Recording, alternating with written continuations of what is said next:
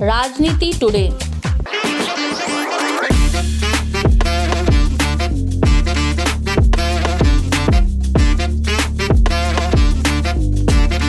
Hello viewers, दूरदर्शी news channel में मैं हूं रत्ना चौहान। आज हमारे बीच आए कांग्रेस कमेटी से प्रदेश प्रवक्ता प्रवीण धौलपुरे जी। नमस्कार। जिनका मैं स्वागत करती हूं हमारे इस कार्यक्रम में। आज राजनीति टुडे में हम जानेंगे मध्य प्रदेश की शिक्षा व्यवस्था किस तरीके से चल रही है। प्रवीण जी, सबसे पहले मैं आपसे ये जानना चाहूंगी, तो शिक्षा व्यवस्था को जो चीजें चल रही है वो आपके नजरिए से क्या है? देखिए, मध्य प्रदेश में जो शिक्षा माफिया है वो मध्य प्रदेश में बहुत हावी हो गया है सरकार के साथ। क्योंकि इस जो भाजपा की सरकार है इसका खुला हुआ संरक्षण है माफिया को। वो माफिया लगातार मध्य प्रदेश के अंदर शिक्षा व्यवस्था को ध्वस्त करते जा रहा है और सरकार उन माफिया को बढ़ाने के लिए वही नीतियां ला रही है जो आने वाले भविष्य के लिए बड़ा खतरा है मध्य प्रदेश के लिए। अभी आपने देखा होगा कि लगातार 29,500 स्कूल मध्य प्रदेश में बंद हुए हैं। हाल ही में 3 दिन पहले और स्कूल की घटना आई है जिसमें 150 स्कूल और बंद करने जा रहे हैं, मर्ज करने जा रहे हैं। आप मुझे बताइए, जो दूरांचल क्षेत्र है, तहसील के अंदर तो बड़े स्कूल होते हैं, लेकिन जो छोटे गाँव उसमें कैसे होगा? जब हमने कुछ चीजों को गहन अध्ययन करा तो देखा कि सबसे ज्यादा मध्य प्रदेश की बेटियां 8वीं के बाद पढ़ नहीं पा रही क्योंकि स्कूल है बहुत दूर। हाँ, ये कुछ इंसिडेंट हमने हमारे न्यूज चैनल में भी कवरेज किया था। मैंने आपकी न्यूज देखी। आप लोग को बहुत बहुत बधाई कि आपने उस एक गंभीर विषय को उठाया है अपने चैनल के माध्यम से। जो छोटे छोटे गांव हैं, उन गांव के अंदर जो बच्चे पढ़ रहे हैं, या तो किसान के बच्चे हैं जी, आदिवासी वर्ग के बच्चे हैं, या एक दलित के बच्चे हैं जी। और खास तौर से लड़के तो फिर भी साइकिल से दूसरे गांव तहसील तक चले जाते हैं, लेकिन उस घर की बेटियां जो होती हैं वो नहीं जा पाती। तो अधिकतर दिखने में ये आ रहा है कि 8वीं के बाद वो बच्चियां पढ़ाई से मन छोड़ रही हैं, जबरदस्ती छोड़ रही हैं क्योंकि अवसर नहीं है उनके पास। एक पिछले गांव में हमने देखा था कि 8वीं तक का स्कूल है, लेकिन 12वीं तक जाने के लिए इंदौर के पास में एक असरावत खुर्द गाँव है। हम लोग वहाँ के, हमारी पूरी टीम गई थी वहाँ पे कवरेज के लिए। तो वहाँ की 50 से 60 बच्चे हर साल स्कूल इसलिए छोड़ रहे हैं क्योंकि 20 से 25 किलोमीटर उन्हें जाना होता है, और 20 से 25 किलोमीटर का जो दायरा होता है, चाहे वो सिटी बस से जाए, जो 250, 300, 400 रुपये तक मजदूर वर्ग कमाता है मुश्किल से 10,000 रुपये महीना, उसमें उन्हें बच्चे भी देखना है, किराया भी देखना है, तो वो चीज़ें परिवार में नहीं कर पा रहे हैं। तो आप मुझे ये बताइए कि रिमोट एरियाज में जो पहले स्कूल खुले जाते थे 80s 90s में, पहले सरकारी स्कूल खुलने का चलन था सरकार की तरफ से, लेकिन वो चीजें अब क्यों नहीं हो पा रही हैं? देखिए, कांग्रेस के जो पूर्व मुख्यमंत्री अर्जुन सिंह जी रहे, तो उन्होंने एक दूरदृष्टि देखी थी कि दूरांचल गाँव में जहाँ पर रास्ता तक नहीं है वहाँ पर स्कूल बने और उन गाँवों का विकास हो, गाँव पंचायत से जुड़े, तहसील से जुड़े और वहाँ पर विकास हो, लोग एजुकेशन से जुड़े। तो शिक्षा की जो व्यवस्था की गई थी, वहाँ स्कूल खोले गए थे 8वीं तक के।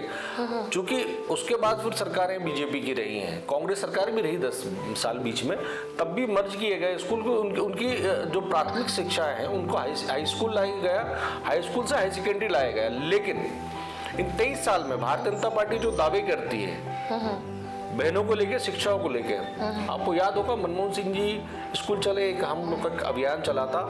आज स्कूल चले की जगह वो नारा पूरा ध्वस्त दिखा है। भारतीय जनता पार्टी ने जो माफिया है, शिक्षा माफिया, खास तो शिक्षा प्राइवेटाइजेशन मुझे बहुत ज्यादा दिख रहा है, उस शिक्षा माफिया से एक हाथ मिलाया है, साठगांठ की है। वो खुले रूप से नहीं है क्योंकि नीतियां उन्हीं के हिसाब से बनाई जा रही हैं। उस नीतियों का जो असर है अब ग्रामीण क्षेत्रों में दिख रहा है। हमारे गांव की जो बेटियां हैं उनको ज़्यादा अवसर मिल नहीं पा रहे हैं, वो दूसरे गांव में, तहसील में जा नहीं पा रही हैं क्योंकि जो छोटे गांव हैं उसमें हाई स्कूल तो है ही नहीं, वहाँ सेकेंडरी स्कूल भी नहीं है, वहाँ प्राथमिक शाला है। और प्राथमिक के बाद अगर कोई बेटी पढ़ना चाहती है तो उसका अवसर ही नहीं है। फिर चूंकि 20 किलोमीटर या 25 किलोमीटर के दूर वो हाई स्कूल या हाई सेकेंडरी स्कूल है जहाँ वो बेचारी बच्ची जा नहीं पाती क्योंकि हमारा उनके पास सुविधाएं नहीं है, क्योंकि उनकी जो अब वार्षिक आय या मासिक आय है वो बहुत कम है। तो माता पिता उनको जितना कन्वेंस में आने जाने में अवगुण में वे करेंगे, तो कहीं ना कहीं वो बड़ा है। चूंकि किसानों को ना तो समर्थन मूल्य मिलता है, ना उनको उनकी पसीने की कमाई मिल पा रही है, उसकी कीमत मिल पा रही है, मैं कहूँ तो ये बड़ा नीतियों का दुर्भाग्य है कि भारतीय जनता पार्टी जहाँ शाइनिंग इंडिया की बात करती है, युवाओं को रोजगार देने की बात करती है, स्किल इंडिया की बात करती है, ग्राउंड स्तर पे कुछ भी नहीं है। वो जमीन पे आप देखिए तो सिर्फ नीतियां पेपर पे बन रही हैं। विज्ञापन जो जनसंपर्क देता है बड़े बड़े अखबारों को और न्यूज चैनल्स को, वहाँ चमकते हुए विज्ञापन दिखते हैं जी। बेटियों के हाथ में बैग लैपटॉप दिखते हैं, लेकिन जमीन पे जब आप जाएंगे तो उन बेटियों के हाथ में हल खेत में काम करता हुआ मिलेगा, वो बेटियों के हाथ में रोटी बनाती हुई हमारी बेटियां मिलेंगी, शिक्षित होती बेटियां नहीं मिलेंगी जी। तो ये जो एक मैं कहूँ दुष्प्रचार भारतीय जनता पार्टी करती है कि मध्य प्रदेश में शिक्षा में अग्रणी है, अगर आप गांव में जाकर देखें तो इसका उल्टा ही आपको दिखेगा। बिल्कुल।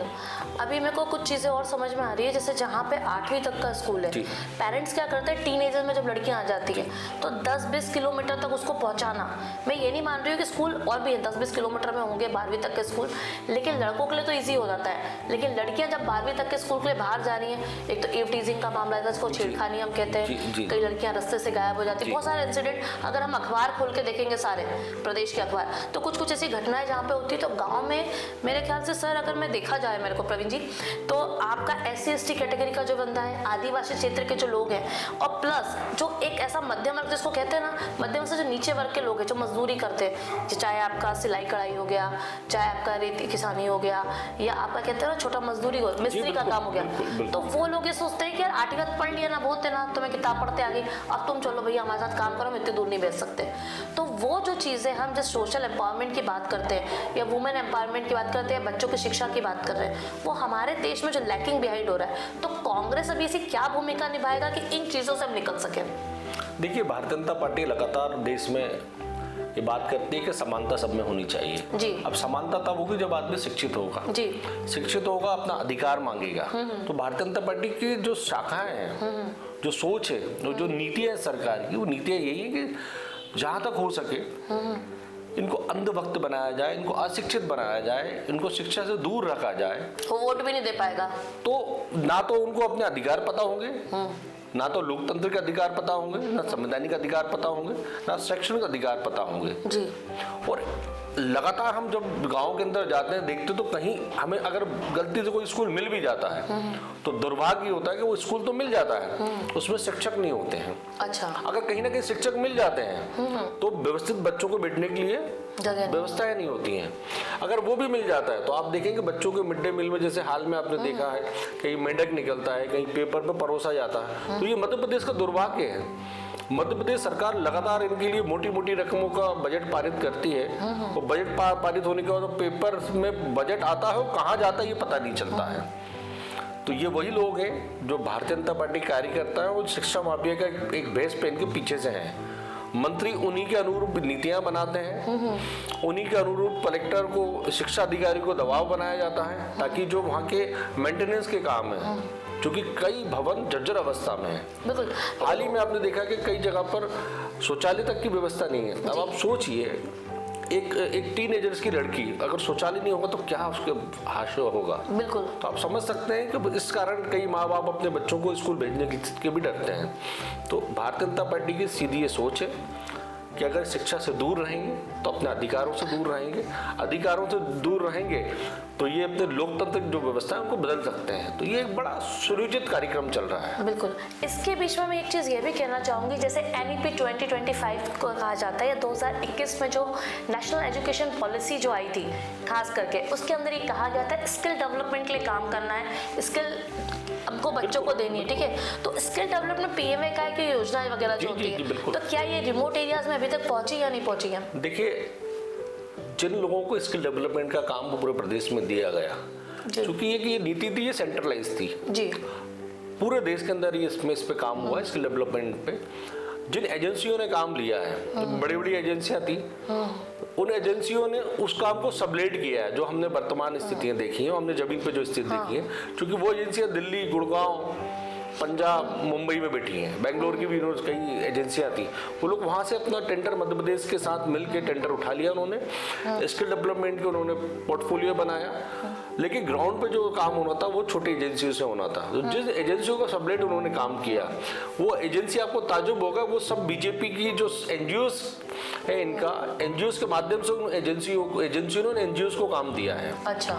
जब इन एनजीओस को काम मिला, क्योंकि भारतीय जनता पार्टी कहीं ना कहीं पीछे से वो कार्यकर्ता थे जी, वो ऊपर से प्रेशर था जिला कलेक्टर्स को भी, जिला शिक्षा अधिकारियों को भी, स्किल डेवलपमेंट ऑफिसर्स को भी, और वो सरकारी स्कूल के प्रिंसिपल को भी। बिल्कुल उन सरकारी स्कूल के प्रिंसिपल्स को भी, कि ये काम इनके माध्यम से किया जा रहा है, इसमें अगर कोई त्रुटियां दिखती हैं तो उनको नज़रअंदाज किया जाए। अब आप सोच लीजिए कि जिन बच्चों को स्किल डेवलपमेंट में उन्नत करना था, उनको उत्कृष्ट बनाना था, वो सिर्फ पेपर पे काम हुआ है।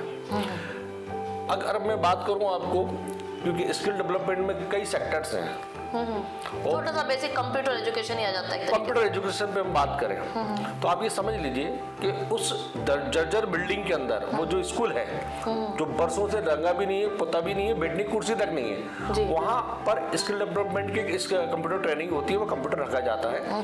तो आपको ताजुब होगा कि जो मैं कहूँ कि छोटी सी टेबल होती है, उस पर कंप्यूटर रख दिया गया है, कंप्यूटर आए 10, दिख रहा 1 है, 9 कहाँ गए, किसी का हिसाब नहीं है।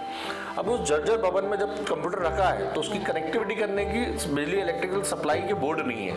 और मास्टर क्लासेस की जो बातें की जाती है, आप समझ सकते हैं कि मास्टर क्लास की जो बात कर रहा है मध्य प्रदेश शासन, वो लगातार सीएम राइज स्कूल की बात होती है, उत्कृष्ट आदर्श महाविद्यालय की बात होती है, और वहाँ होती है जहाँ पर प्रधानमंत्री के अवार्ड प्राप्त कई गांव हैं।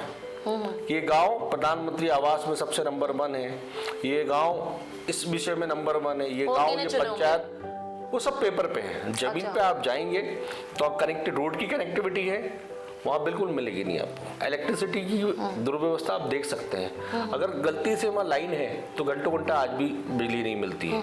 तो ये सब व्यवस्था होने का, जब स्किल डेवलपमेंट ट्रेनिंग के लिए कंप्यूटर को हम चालू करते हैं तो बच्चा बैठेगा कैसे, क्योंकि बैठने की व्यवस्था नहीं है, टाट पट्टियों पे आप बिठाते हैं। आपने देखा होगा भी बीच में कि कई जगह पर स्कूल बाहर लग रहे हैं रोड पे, तो आप सोच सकते हैं कि किस तरह की स्किल डेवलपमेंट ट्रेनिंग हो रही होगी।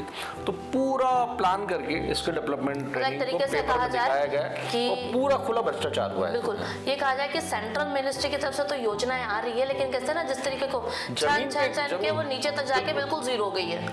आपने याद होगा कि राजीव गांधी जी ने कहा था मैं 1 रुपए जब बेचता तो 10 पैसे पहुंचता है, वो अभी सेम ही है। अब यहाँ तो ऐसा दिख रहा है कि जो 1 रुपए भारतीय जनता पार्टी के नरेंद्र मोदी की सरकार जो बेच रही है, वो कहते ना खाऊंगा ना खाने दूंगा, वो जो 1 रुपए बेचते ना, तो 1 रुपए और माइनस में हो जाता है। अरे वो जो 1 रुपए भेजना है वो आते आते माइनस में हो जाता है। उसका जीवंत उदाहरण है कि मध्य प्रदेश में लाडली बहना की योजना चल रही है, और जब जब किस्त डाली जाती है तो लोन लिया जाता है। यहाँ पर मैं सिर्फ इतना ही कहना चाहूंगी, education is the best policy, यानी कि अगर आपको देश को समृद्ध बनाना है, विकास के दर पर ले जाना है, तो आपको घर घर शिक्षा अभियान जो है वो फिर से चलाना होगा, क्योंकि रिमोट एरियाज में आज भी बच्चे शिक्षा के अभाव में जी रहे हैं। मैं रत्ना चौहान, दूरदृष्टि न्यूज चैनल से प्रांजल जैन के साथ।